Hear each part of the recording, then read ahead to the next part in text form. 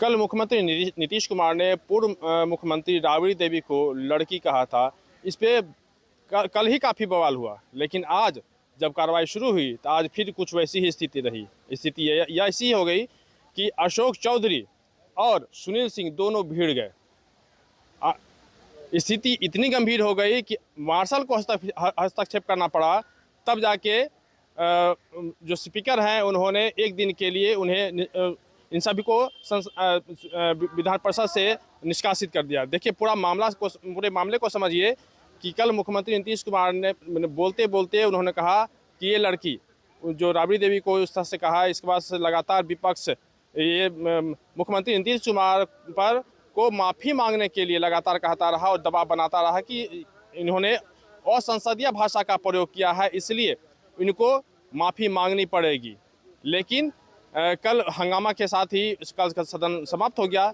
आज सदन जैसे ही शुरुआत हुई सदन की, विपक्ष लगातार यह कहता रहा कि मुख्यमंत्री नीतीश कुमार को माफ़ी मांगनी पड़ेगी। और इसी बात को लेके जब दोनों तरफ से जब बातें होने लगी, सुनील सिंह लगातार इस बात को कहते रहे। अचानक अशोक चौधरी उठ खड़े हुए और उन्होंने कहा, और इसके बाद जो बातें हुई, देखिए दोनों तरफ से असंसदीय भाषा का प्रयोग किया गया। कि उन्होंने क्या कहा ये हम आपको नहीं कह सकते हैं, नहीं उसका मैं नहीं बता सकता हूं, लेकिन जो बातें हुई वह बिल्कुल ये समझा जा सकता है कि जिसे हम बोल नहीं सकते हैं। तो ये असंसदीय भाषा का प्रयोग हुआ और दोनों तरफ से जब अशोक चौधरी जब बाहर निकले, सबसे पहले तो विपक्ष बाहर निकला और सीधे तब अब्दुल बारी सिद्दीकी ने कहा कि विपक्ष की एक मर्यादा होती है, जिस तरह से विपक्ष की मर्यादा होती, सत्ता पक्ष की मर्यादा होती है, उसी तरह विपक्ष की भी मर्यादा होती है। और हम अपनी बात कहते हैं तो मर्यादा के दायरे में रहते हुए कहते हैं। उसी तरह सत्ता पक्ष को भी चाहिए कि अपने दायरे में रह के अपनी बात कहे। लेकिन जिस तरह से असंसदीय भाषा का प्रयोग किया गया है, ऐसे में कहीं से भी उचित नहीं है कि जिस तरह से जिस भाषा का प्रयोग किया गया है यह उचित नहीं है। इसी बात को लेके हम लोग को आज एक दिन के लिए संसद से हम लोग को सदन से बाहर कर दिया गया है। अब वहीं जब अशोक चौधरी जब बाहर निकले तो अपने पूरे तेवर में देखे उन्होंने कहा कि हमने ऐसा कुछ नहीं किया। वो लगातार ये कहते रहे कि दलित को दबाने की कोशिश की जा रही है। अब चूंकि मैं दलित हूँ और इसलिए लगातार सुनील सिंह हमें उन्होंने कहा कि जो बिस्कोमान का जो मामला था, चूंकि बिस्कोमान के चुनाव में वो हार गए थे, इसी बात की खुन्नस है जो वो सदन में निकाल रहे हैं। उन्होंने ये भी कहा कि जिस तरह से वो लगातार सुनील सिंह हम पे हावी हो रहे हैं और जिस तरह से अपमानजनक जो और संसदीय भाषा का जो प्रयोग किया है, उसके लिए वो समझते हैं कि उनको अगर बहुत ताकत है तो आके सड़क पे फरियाद लें, उसके लिए कोई दिक्कत नहीं है। लेकिन अशोक चौधरी भी लगातार यही बात कहते रहे कि जो सुनील सिंह हैं वो लगातार वो दूसरे तरह से बात कर रहे थे सदन में। और वो हम लग रहा था कि जैसे उन्होंने जब पत्रकारों ने जब सवाल पूछा कि आपने भी तो कुछ उसी तरह से जवाब दिया, उन्होंने कहा कि मैंने ऐसा कुछ नहीं कहा है, चूँकि मैं दलित हूँ और इसी वजह से मुझ पे इस तरह से वो आक्रामक हो रहे हैं और या होते रहे हैं।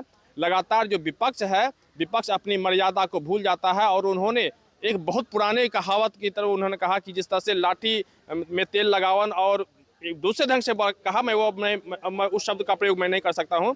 और उन्होंने कहा कि जिस तरह से लाठी में तेल लगाना या फिर उसको, तो इस तरह की उन्होंने बात कही कि ये लोग वही काम करते थे। और चूंकि राजद की जो छवि है वो वही छवि है और उससे ये लोग बाहर नहीं निकल सकते हैं। जिस तरह से वो अपने शासनकाल में जिस तरह से करते थे, अपहरण होता था, अपहरण कहाँ से होता था, संचालन कहाँ से होता था उस अपहरण का, वो सारा बिहार जानता है, सारी दुनिया इस बात को जानती है। इसलिए राजद को यह कहने की जरूरत नहीं है। और वो अपनी जो छवि जो बता रहे हैं और जिस तरह से सुशासन की सरकार को वो कह रहे हैं कि देखिए, उन्होंने दरभंगा की चर्चा की कि दरभंगा में विपक्ष का आरोप है कि दरभंगा में जो आरोपी है उसकी गिरफ्तारी नहीं हुई, जबकि 24 घंटे के अंदर उस आरोपी की गिरफ्तारी हुई है।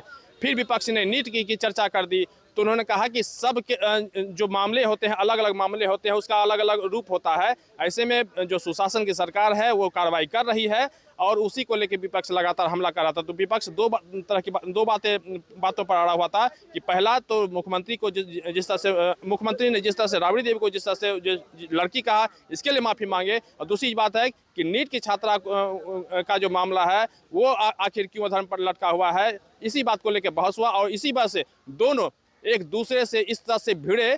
बिल्कुल ये अब जो दुनिया देख रही है और जनता देख रही है कि संसद में ये माननीय कहे जाते हैं लेकिन इसके बाद भी जिस तरह से इनका रूप अंदर होता है, जो दिखता है, निश्चित रूप से पूरे बिहार के लिए शर्म की बात है। पटना से अमर उजाला के लिए कृष्ण बल्लभ नारायण। आपके राज्य की खबरें, आपके शहर की खबरें सबसे पहले जानने के लिए देखते रहें अमर उजाला। चैनल को सब्सक्राइब जरूर कर लें और पाएं हर अपडेट।